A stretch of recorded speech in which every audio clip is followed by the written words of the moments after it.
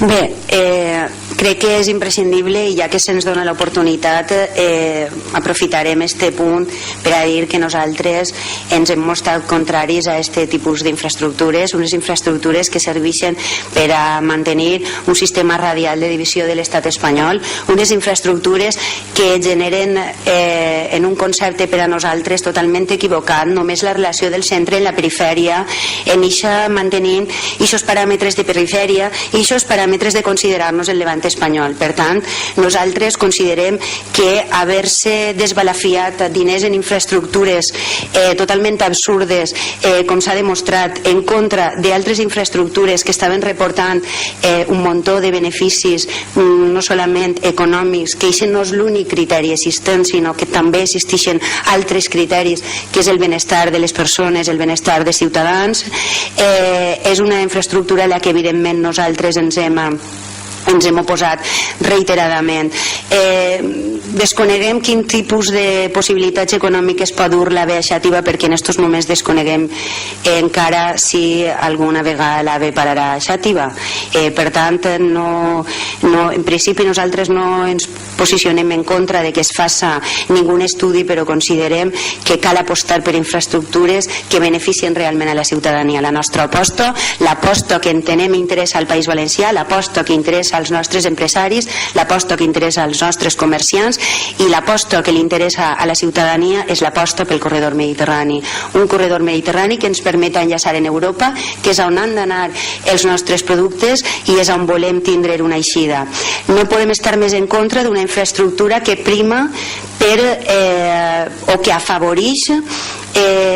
modificar el territori d'una manera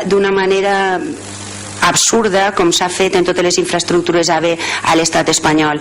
No s'ha buscat un tren que vagi ràpid i que s'adapte al territori, sinó que s'ha optat per un tren que destrossa el territori. Un tipus de tren, l'alta velocitat, que ja no funciona en Europa. És a dir, nosaltres que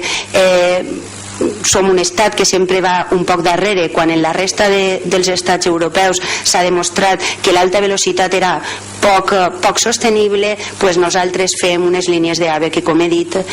primaven les relacions del centre en la perifèria de l'estat espanyol i no tenien en compte les verdaderes necessitats que nosaltres teníem.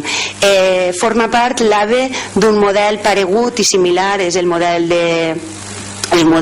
del bipartidisme, de les grans infraestructures absurdes com l'estació de Yepes i l'aeroport de Castelló, infraestructures que podem preguntar-ho en els pobles de Castella, no han portat ningú benefici de caràcter econòmic, perquè ni tan sols els ciutadans poden pagar els bitllets de l'AVE. És a dir, que al final s'ha fet una inversió des del nostre punt de vista totalment desmesurada, s'ha destrossat part del nostre territori i no ha suposat cap avantatge a ciutadans ni de la comarca ni de la nostra ciutat, ni en definitiva de les comarques centrals. Nosaltres apostàvem i seguim apostant per la inversió en trens de rodalies, en trens que s'adapten al territori i que no suposen el negoci per a quatre com ha suposat les línies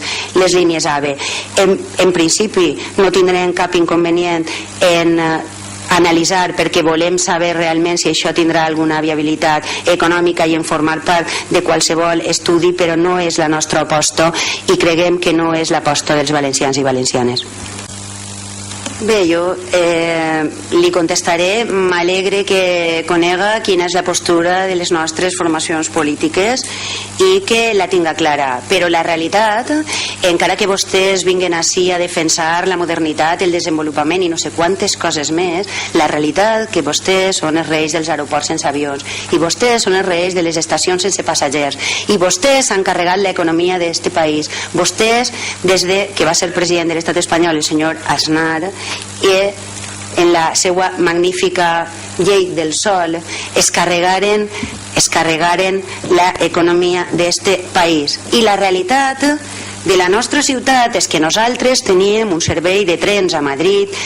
que permetia anar a Madrid i tornar en el mateix dia per a fer gestions o qualsevol cosa a uns preus bastant assequibles, i ara no els tenim. Total, tenien vostès que haver invertit la quarta part de diners en la millora de la línia ferra Xàtiva-Madrid, però no, és que això no suposava benefici econòmic ni per a Siemens ni per a ningú, i aquest és el problema, i aquesta és la crítica que nosaltres fem a l'AVE, i aquesta és la crítica que nosaltres fem a les infraestructures. Vostès que els agrada dir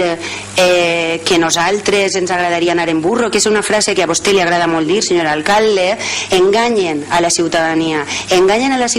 contínuament venent-li infraestructures que els han costat una miliona, infraestructures que no serveixen absolutament per a res, més que per a despertar el seu ego. No cal anar tampoc a Llepes, no cal anar tampoc a Castelló, perquè cal passejar per Xàtiva i veure l'Omni de l'entrada de la ciutat. Infraestructures caríssimes que no serveixen absolutament per a res. I això és el model.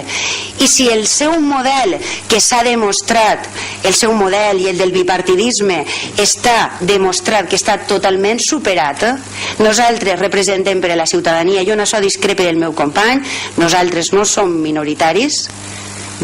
vostès tenen una llei electoral que els permet ser majoritaris sempre, i això és la diferència, i per tant nosaltres representem el futur i l'esperança de moltíssima gent, perquè el seu model està caduc, esgotat, i ha tirat i ha malbaratat, i s'han malbaratat una mogollona de diners en infraestructures absurdes i que ningú aprofita. I si no vol convidar-nos a les reunions, ni falta que ens fa. Gràcies.